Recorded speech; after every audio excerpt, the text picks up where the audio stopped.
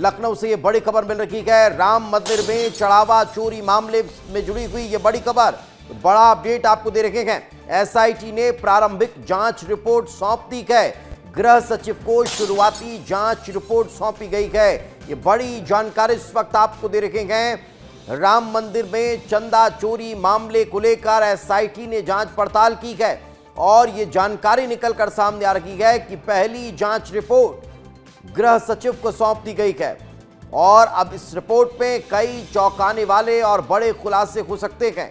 ये पता चल सकता है कि आखिर चंदा चोरी के पीछे की वजह क्या थी, कौन लोग उसमें इन्वॉल्व थे, कौन कौन लोग जो इन्वॉल्व थे उन्होंने कहां कहां तक पैसा पहुंचाया। कई मसले हैं इस रिपोर्ट में, कई चौंकाने वाले खुलासे होने की उम्मीद नजर आ रही है। ये बड़ी जानकारी आपको दे रहे हैं। एसआईटी ने प्रारंभिक जांच रिपोर्ट सौंप दी है। इस वक्त हमारे सहयोगी विवेक शुक्ला हमारे साथ जुड़ चुके हैं। विवेक, क्या ताजा अपडेट, रिपोर्ट में कौन सी बड़ी बातें हैं? दीपेश, रिपोर्ट को लेकर अभी जानकारी ये मिल रही है कि 3 सदस्यीय एसआईटी की टीम ने, स्पेशल इन्वेस्टिगेशन टीम ने इस मामले में जो शुरुआती तथ्य निकलकर सामने आए हैं, जो एसआईटी ने अपनी जांच में पाया है कि कहां पर लूपहोल थे और चढ़ावा चोरी में जो तथ्य रखे गए हैं सामने, जो जितनी बातें चल रही हैं उसको लेकर अब खबर ये है कि लगातार इस मामले को लेकर जांच पड़ताल तो चली रही है। 3 सदस्यीय टीम ने उत्तर प्रदेश के एडिशनल चीफ सेक्रेटरी होम यानी कि गृह विभाग के सचिव को संजय प्रसाद को ये रिपोर्ट सौंपी है, जिसकी तस्वीर भी हम दिखाने वाले हैं।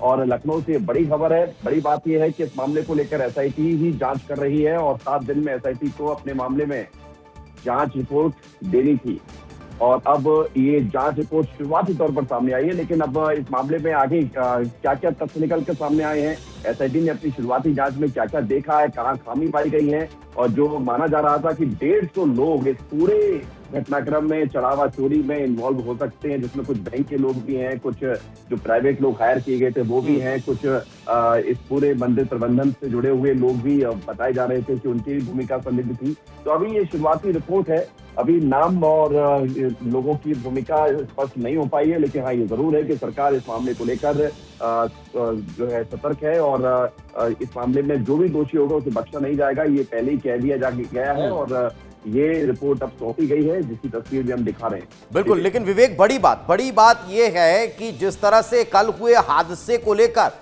एक बड़ा एक्शन देखने को मिला है। उत्तर प्रदेश में मुख्यमंत्री योगी आदित्यनाथ जीरो टॉलरेंस की नीति पर काम करते हैं और यही कारण है कि अब इस रिपोर्ट के सामने आने के बाद बड़े और चौंकाने वाले हलचल देखने को मिलने वाले हैं उत्तर प्रदेश में। बिल्कुल, और उम्मीद भी की जा रही है क्योंकि हम देख रहे हैं कि अगले साल शुरुआत में उत्तर प्रदेश में चुनाव भी होने, इसलिए कोई भी ऐसा घटनाक्रम जो सरकार के लिए मुश्किल पैदा हो जाए और ऐसा कोई सरकार भी नहीं चाहेगी। और दूसरी बड़ी बात है कि राम मंदिर आस्था का विषय है। राम मंदिर बनाने के लिए कई लोगों की कुर्बानी लगी है, दशकों तक इंतजार करना पड़ा, सदियों तक इंतजार करना पड़ा। 500 वर्षों की तपस्या के बाद जब मंदिर बना तो उसके बाद मंदिर में चढ़ावा में चोरी कर ली गई।